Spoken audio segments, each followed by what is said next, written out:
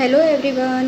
Today we will start chapter 10 to medical invention. Invention मतलब आविष्कार। तो मेडिकल आविष्कारों के बारे में हम पढ़ेंगे। First one, the stethoscope. Rene Laennec, a physician at the Necker Hospital in Paris, specialized in disease of the chest. Two events in 1816 gave him an idea for a significant contribution to medical practice. Rene Laennec a physician है, एक name है physician का, जो कि Paris के hospital में एक physician थे। तो वो किसके स्पेशलाइज्ड थे? चेस्ट के एक फेमस डॉक्टर थे। और दो इवेंट 1816 में उनको एक आइडिया दिया कि वो इसमें और अपने मेडिकल प्रैक्टिस में इम्पॉर्टेंट एडिशन इसको ऐड कर सकते हैं। Walking in a courtyard of the Louvre, he saw children playing a game with a long strip of wood. A boy scratched one end of the wood, his friend with the other end to his ear heard the sound clearly, I can hear. जब वो अपने courtyard में walk कर रहे थे लॉवरी के, तो उन्होंने देखा कि दो चिल्ड्रन खेल रहे हैं एक गेम और एक लॉन्ग स्ट्रिप के वुड। एक बॉय ने एक एंड पे पकड़ा है वुड का और दूसरे ने दूसरी तरफ, और जब उसके फ्रेंड ने अदर एंड उसके कान में लगा है, और जब साउंड उसको क्लियरली सुनाई दिया तो उसने वो क्या बोल रहा है कि मुझे सुनाई दे रहा है। Soon after the Laennec was visited by a patient, Laennec was surprise to discover that through the tube he can hear the heart with much greater clarity than with his ear to a patient's chest. He learned the principle of stethoscope. फिर वो ये सोचे कि मैं अभी तो अपना कान chest पे पेशेंट के लगा के उनका हार्ट बीट को सुनता हूँ, तो उनको ये बच्चों को खेलते देख उनको एक आइडिया आया और उन्होंने स्टेथोस्कोप के प्रिंसिपल को समझा कि वो कैसे बना सकते हैं। वो ये सोचे कि ट्यूब के थ्रू मैं ये स्टेथोस्कोप का आविष्कार कर सकता हूँ, तो मैं इस ट्यूब अगर उस पर लगाता हूँ तो मुझे हार्ट बीट चेस्ट के क्लियरली पेशेंट का सुनाई देगा। तो Laennec constructed a hollow wooden tube about 9 inches long with end designed to fit snugly against the chest and into the ear. फिर वो क्या किए, उन्होंने एक हॉलो वुडन ट्यूब को लिया और उस 9 इंच लंबा लिया और उसके एंड को बहुत ही आराम से फिट किया उसमें, और उन्होंने सोचा कि अब ये इससे मैं बना सकता हूँ। और उन्होंने he spend 3 years analysing the sound which reached him as patients breathe. और उन्होंने इसको एनालाइज करने के लिए कॉज को 3 साल लगाया कि वो पेशेंट के जो सांस के भी आवाज़ तक वो कैसे पहुँच सकते हैं, तो उसको उन्होंने स्टडी किया, एनालाइज किया। At first he had no way of interpreting them, but he noted the variety of noises heard in terminally ill patients and observed the conditions of their lungs and heart.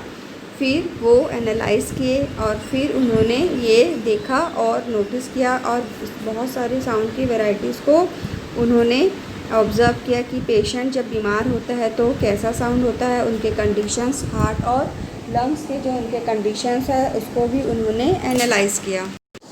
By these means, Lenick was able to describe the characteristic sound of various stages of bronchitis, pneumonia and tuberculosis. Later in a century, a tube of rubber was found to be more convenient, and in 1852, the familiar modern version was introduced, enabling the physician to use both his ears.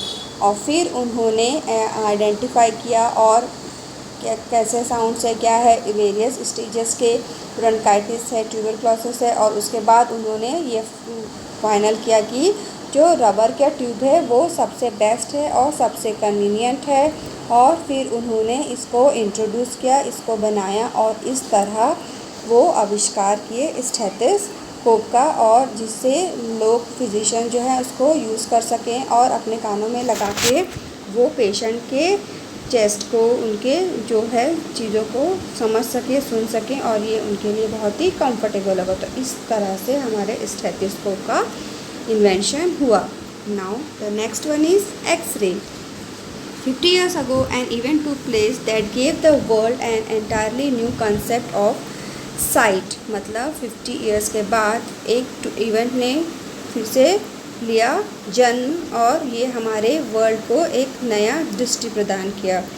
Everyone know that ordinary light would go through pane of glass, but when Röntgen announced that he had discovered a way of seeing through opaque materials such as wood, metal and flesh, it was extremely difficult for people to comprehend. तो फिर उन्होंने बताया कि सबको तो ये पता है कि ऑर्डिनरी लाइट प्लेन ग्लास के आर पार दिखता है, लेकिन ओपेक से उनका देखने उससे मटेरियल जैसे कि ओपेक ग्लास, वुड, मेटल और फ्लैश लाइट इसके थ्रू इसकी मदद से इसका मदद लिया उन्होंने, समझा चीज़ों को और फिर it was extremely difficult for people to comprehend. लेकिन पीपल के लिए बहुत ही ये डिफ़िकल्ट था कि वो उसको समझ सकें. The x-ray open a door to an entirely new world, a world no one had ever dream could exist. Here is how it happened. मतलब कोई ये सोच ही नहीं सकता था कि ये हमारे न्यू इस वर्ल्ड में हम सपना भी नहीं देख सकते थे कि ऐसा हो सकता है, लेकिन ये हुआ और एक्सरे का भी इन्वेंशन हुआ. At the time Röntgen wrote to a friend, I have discovered something interesting, but I don't know if my observations are correct. But he was convinced that he had uncovered something amazing when he tried some more experiment. और फिर उन्होंने अपने friend को एक letter लिख के बताया कि मैंने कुछ इन्वेंट किया है, कुछ समथिंग जो है इंटरेस्टिंग उसको डिस्कवर किया है अपने ऑब्जर्वेशन से, लेकिन मुझे पता नहीं कि मेरा ये ऑब्जर्वेशन सही है कि नहीं. लेकिन वो उससे बहुत ही कन्विंस्ड हुए और उन्होंने बोला कि जब आप ट्राई करो और मोर एक्सपेरिमेंट तो इससे हम फिर इसका पता चलाएंगे. ही placed a book and sheet of metal between the tube and his screen. और फिर उन्होंने एक बुक को शीट ऑफ बीच में रखा. Placed a book and a sheet of metal के शीट को और बुक को ट्यूब और स्क्रीन के बीचों बीच रखे उन्होंने. फिर the new rays easily pass through them. और फिर जो ये रेज है वो ईजिली पास हो जा रहा था. The only metal they supported the rays we are platinum and lead. और वो जो मेटल का प्लेट था वो सिर्फ प्लेटिनम और लीड का उन्होंने यूज़ किया था.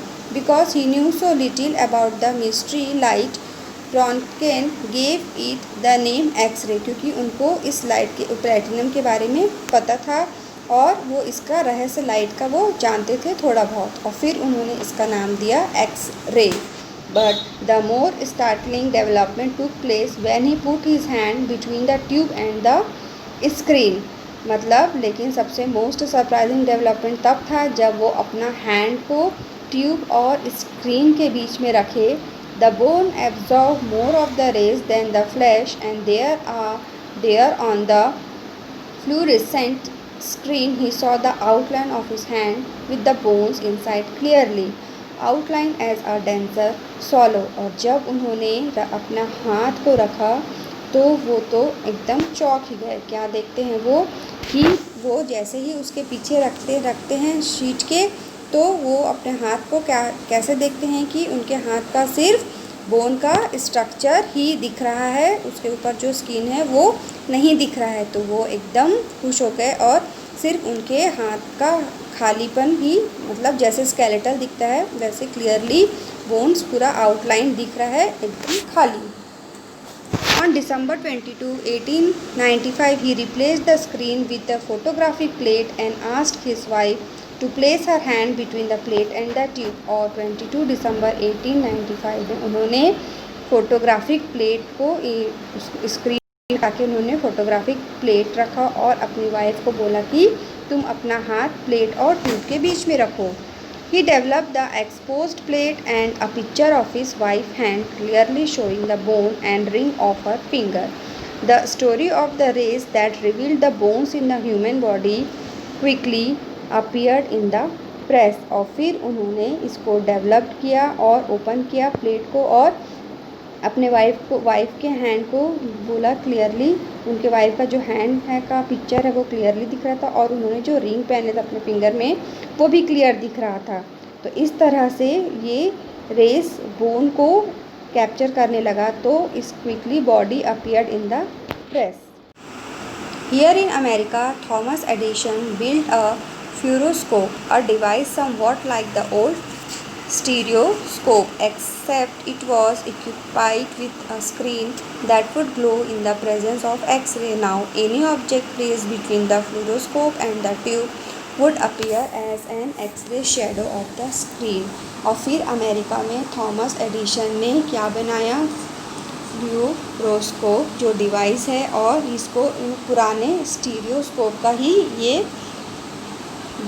बनाया। उसको फिर उन्होंने प्रिपेयर किया स्क्रीन को, और ये जो ऑब्जेक्ट है उसको ट्यूब, और फिर उन्होंने ये बनाया एक्सरे।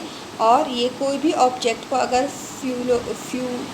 फ्लूरोस्कोप और ट्यूब के बीच में रखते हैं तो वो जो स्क्रीन पे शैडो, एक्सरे जैसा शैडो दिखता है।